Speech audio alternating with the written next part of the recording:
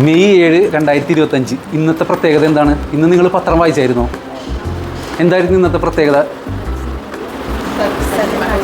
അതെ, ഇന്നത്തെ വാർത്തകളിലും സോഷ്യൽ മീഡിയയിലും മുഴുവനും നിറഞ്ഞു നിൽക്കുന്നത് എന്താണ്? ഇന്ന് നടക്കാൻ പോകുന്ന മോക്ക് ഡ്രില്ലിനെ കുറിച്ചാണ്. മോക്ക് ഡ്രിൽ എന്ന് പറഞ്ഞാൽ എന്താണെന്ന് അറിയാമോ അപ്പോൾ നിങ്ങൾക്ക്? എന്തെങ്കിലും ഒരു എമർജൻസി സിറ്റുവേഷൻ വരികയാണെന്നുണ്ടെങ്കിൽ അവിടെ നമ്മൾ എങ്ങനെ എന്ത് ചെയ്യണമെന്നുള്ളതിനെക്കുറിച്ച് അവർ വ്യക്തമായിട്ട് കാണിച്ചു തരുന്നതാണ് മോക്ക് ഡ്രിൽ എന്ന് പറയുന്നത്. നമ്മളുടെ ministry of home affairs civil defence mock ഡ്രില്ലാണ് ഇന്ന് നടത്താൻ പോകുന്നത്.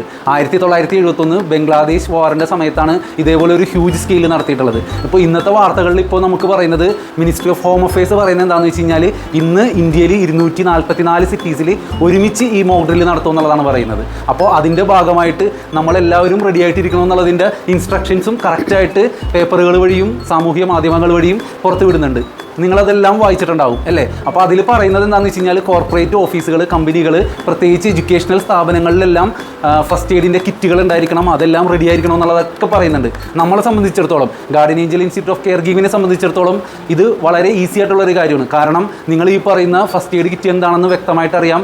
അതുപോലെ തന്നെ ഫസ്റ്റ് എയ്ഡ് ഓരോ സിറ്റുവേഷൻസും വരുമ്പോഴും എങ്ങനെ ഫേസ് ചെയ്യണം എന്നുള്ളതെല്ലാം വളരെ ഈസി ആയിട്ട് നമ്മൾ പഠിച്ചിട്ടുള്ളതാണ് അല്ലേ? അപ്പോൾ ഇങ്ങനെയുള്ള എമർജൻസി സിറ്റുവേഷൻസ് എങ്ങനെ ഫേസ് ചെയ്യണം എന്നുള്ളത് നിങ്ങൾ ക്ലാസ്സുകളിൽ ഈസി ആയിട്ട് പഠിച്ചിട്ടുള്ളതാണ് അല്ലേ? നമുക്ക് ക്ലാസ് എടുത്ത് തന്നിട്ടുള്ളത് AHAയുടെ അമേരിക്കൻ ഹാർട്ട് അസോസിയേഷൻ്റെ സർട്ടിഫൈഡ് ട്രെയിനറാണ് നിങ്ങൾക്ക് ക്ലാസ് എടുത്ത് തന്നിട്ടുള്ളത്. അതാണ് നമ്മളുടെ മേഴ്സി മാം. മേഴ്സി മാം നിങ്ങൾക്ക് ഈ പറയുന്ന CPRനെ കുറിച്ചും എല്ലാ ഫസ്റ്റ് എയ്ഡ് സിറ്റുവേഷൻസിനെ കുറിച്ചും വളരെ ഭംഗിയായിട്ട് തന്നെ നിങ്ങൾക്കിപ്പോൾ പറഞ്ഞു തരും. നിങ്ങൾക്ക് അറിയാവുന്നതാണ്, നിങ്ങൾ പ്രാക്ടിക്കൽ ചെയ്തിട്ടുണ്ട് ഓൾറെഡി. എഗെയിൻ നമ്മൾ അതൊന്നും കൂടെ റിവിഷൻ ചെയ്യുന്നു. നമ്മളിങ്ങനെ ഒരു സിറ്റുവേഷനിൽ നമ്മൾ ആദ്യമേ നമ്മൾ എന്തെങ്കിലും സൗണ്ടൊക്കെ കേൾക്കുവാണെങ്കിൽ ആൾക്കാർ പാനിക്കാവുന്നതാണ് ഏറ്റവും വലുത്. നമ്മൾ പോലും പെട്ടെന്ന് പാനിക്കാകും. അങ്ങനെ ഒരു സിറ്റുവേഷൻ നമുക്ക് വന്നാൽ നമ്മൾ എന്താ ചെയ്യുന്നത്? നമ്മുടെ വീട്ടിലാണെങ്കിൽ നമ്മളിപ്പോൾ ഇരിക്കുവാണ്, പെട്ടെന്ന് ഒരു സൗണ്ട് കേട്ടു. അപ്പോൾ നമ്മുടെ വീട്ടിലുള്ളവർ പെട്ടെന്ന് പാനിക്കാവുകയാണ്. അപ്പോൾ നമ്മൾ എന്ത് ചെയ്യും?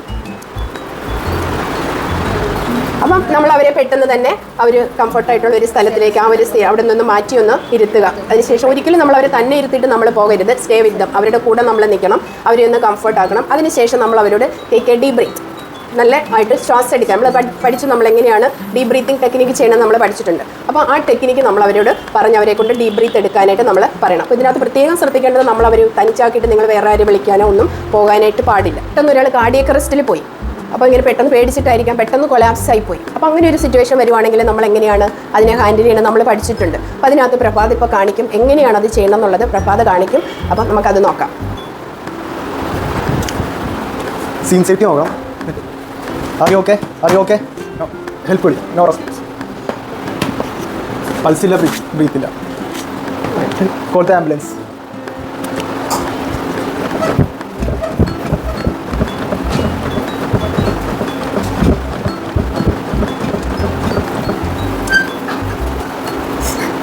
ഓക്കെ, നമ്മളിപ്പോൾ ഫസ്റ്റ് എയ്ഡ് എങ്ങനെയാണ് കൊടുക്കുന്നിടത്ത് നമ്മുടെ അടുത്ത സ്റ്റെപ്പാണ്. നമുക്കൊരു മുറിവുണ്ടായാൽ പെട്ടെന്നല്ലേ ഇനി ആൾക്കാർ ഓടുവോ വീഴുവോ അല്ലെങ്കിൽ എന്തെങ്കിലും സംഭവിച്ചാൽ അവർക്ക് പെട്ടെന്നൊരു മുറിവുണ്ടായി നമ്മൾ എന്താ ചെയ്യേണ്ടത്? ആദ്യമേ വാഷ് വിത്ത് സോപ്പ് ആൻഡ് വാട്ടറിൽ കഴിഞ്ഞതിന് ശേഷം നമ്മൾ കംപ്രസ് ഇറ്റ് വിത്ത് ഗോസ് അല്ലേ, എന്തെങ്കിലും നമ്മുടെ കയ്യിലുള്ള അത് വെച്ച് നമ്മൾ കംപ്രസ് ചെയ്യുക. ഇനി കയ്യോ കാലോ ആണെങ്കിൽ നമ്മളിങ്ങനെ ഒന്ന് എലിവേറ്റ് ചെയ്ത് പിടിച്ചുകൊണ്ടിരിക്കുക. 10 മിനിറ്റിന് ശേഷം നമ്മൾ ബ്ലീഡിങ് സ്റ്റില്ല് ഉണ്ടെങ്കിൽ നമ്മൾ എന്ത് ചെയ്യണം? ബ്ലീഡിങ് ആണെങ്കിൽ നമ്മൾ ഹോസ്പിറ്റലിൽ കൊണ്ടുപോകണം. Just wait and take the patient to the hospital. ഇനി അല്ല എങ്കിൽ ബ്ലീഡിങ് സ്റ്റോപ്പ് ആയിട്ടുണ്ടെങ്കിൽ നമുക്ക് ലൈറ്റ് ഡ്രസ്സിങ് ചെയ്യാനായിട്ട് പറ്റും. നമ്മൾ ഇതുപോലെയുള്ള സ്പ്ലിൻ്റ് എടുത്തിട്ട് എവിടെയാണോ വന്നിരിക്കുന്ന ആ ഭാഗത്ത് നമുക്ക് ഇങ്ങനെ വെച്ച് സപ്പോർട്ട് ചെയ്ത് പ്രസ് ചെയ്തിട്ട് വേണം, കെട്ടിയിട്ട് വേണം നമ്മൾ മാറ്റാനായിട്ട്. അല്ലെങ്കിൽ ഒരിക്കലും നമ്മൾ വെറുതെ നമ്മൾ അവിടെ എടുത്ത് പൊക്കാനായിട്ടൊന്നും പാടില്ല.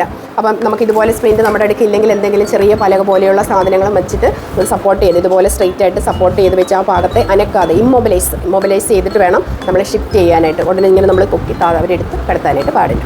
പെട്ടെന്നൊരു പൊള്ളലുണ്ടായി നമ്മൾ എന്താ ചെയ്യുന്നത്? ഒരാളുടെ ദേഹത്ത് പെട്ടെന്ന് ചൂടുവെള്ളം അല്ലെങ്കിൽ എന്തെങ്കിലും കാരണങ്ങളും കൊണ്ട് പൊള്ളലുണ്ടായി എന്ത് ചെയ്യും? നമ്മൾ പെട്ടെന്ന് തണുത്ത വെള്ളം നമ്മൾ ഒഴിക്കും. തണുത്ത വെള്ളം ഒഴിച്ച് നമുക്കത് തണുപ്പിക്കുക. എത്ര സമയം വേണം?